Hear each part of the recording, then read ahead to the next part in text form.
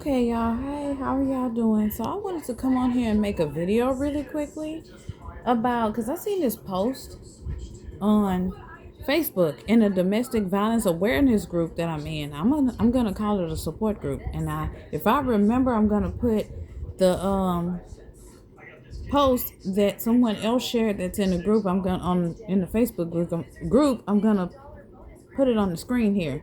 So I just wanted to give my take on it and my response to it because, as you know, I have talked about this in plenty of videos before about a little bit about what I've been through and all that and everything that entails the domestic violence relationship that I was in, the abusive relationship that I was in, should I say. Now, before we get into that, I'm going to say the reason why this video, I'm not showing my face in this video is because I look a hot mess. I have a really bad headache and I have been having a really bad headache and for the past few days. So I'm just not feeling it right now and I don't look it right now. So yeah, y'all please forgive me for that.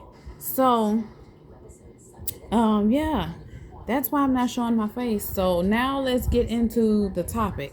So the question that the person that comments, and I'm not going to share this person's name or this person's face. I have that like scratched out or whatever you want to call it for lack of a better word.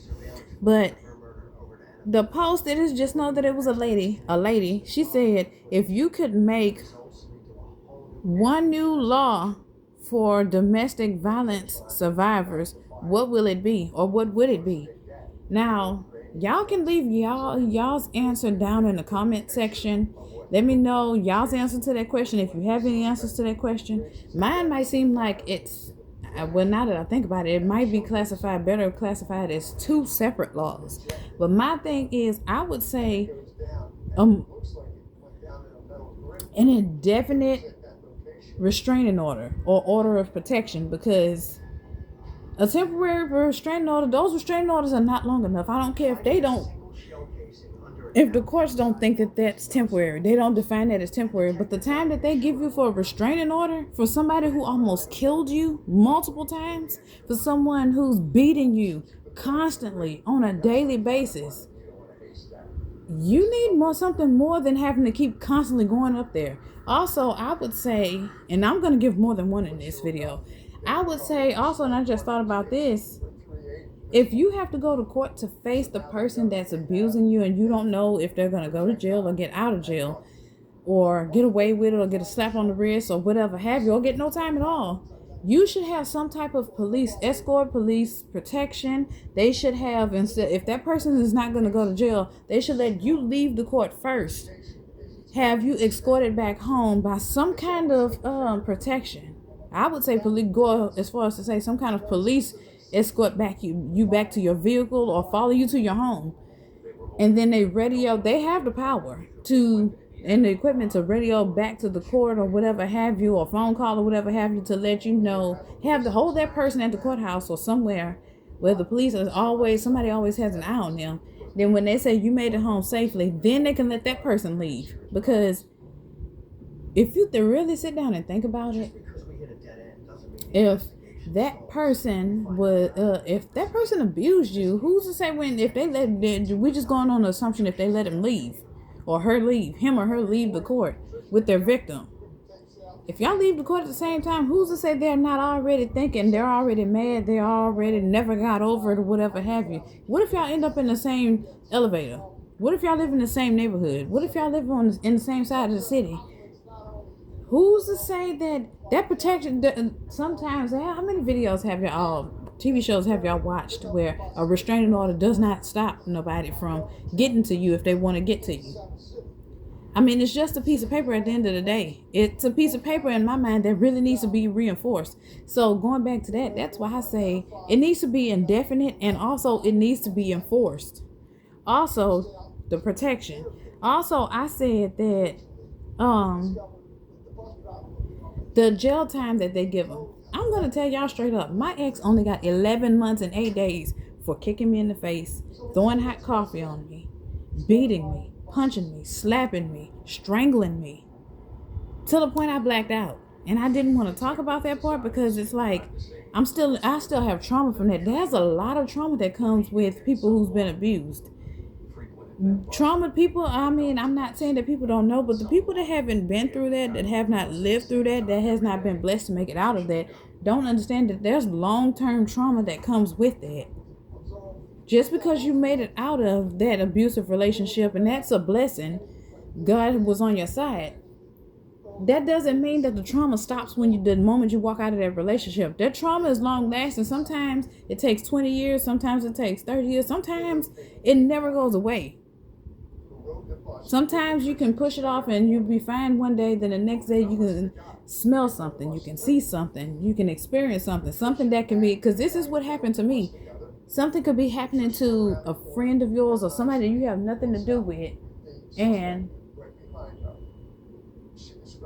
they can that situation can trigger something in you because you've been through something like that before.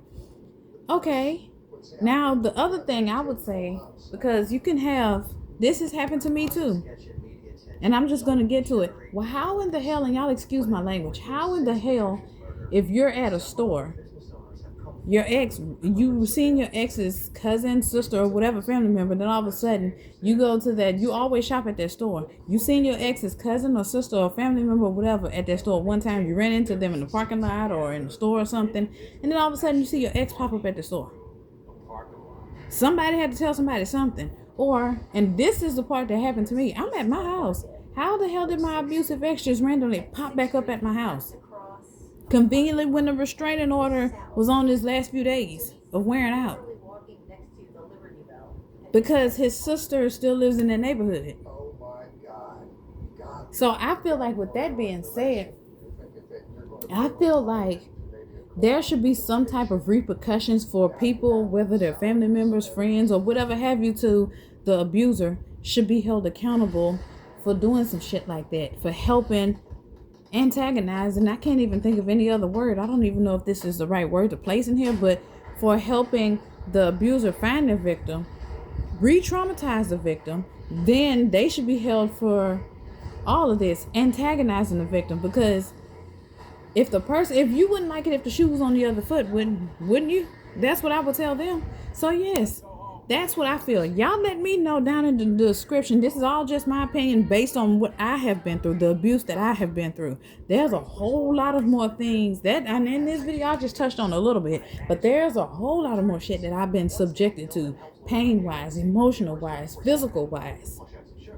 So I have a lot of trauma in me that, as of right now, I can speak of. It hasn't went anywhere, and it's not really going anywhere. So yeah, y'all let me know in the description box if you know somebody who's been in a domestic violence relationship, if you've been in one, and give me the answers to your questions. Or if you know somebody who was the abuser, how did you handle that? How did that affect you? And either way, and let me know your answers to this question in this video. If you could make a new, this is not just for the people who've been abused, this is just for people, my question to y'all in general. If you could make a law, make one new law, or if you could make or change the laws, or it doesn't even have to be one law. If you could make a new law for domestic violence survivors, what will that be? What would that be? Y'all let me know in the description section. I mean, in the comment section. I am so sorry, y'all. My head is hurting, my brain is messed up, and my words are messing up. But let me know in the comment section. Again, I will see y'all later. Thank you guys, and I will keep y'all in my prayers. The survivors, or DV survivors, non-survivors, people who haven't been through it, I will keep you, your family, and everybody in your prayers. And you keep us all in your prayers also. Thank you guys. Have a blessed day. Bye.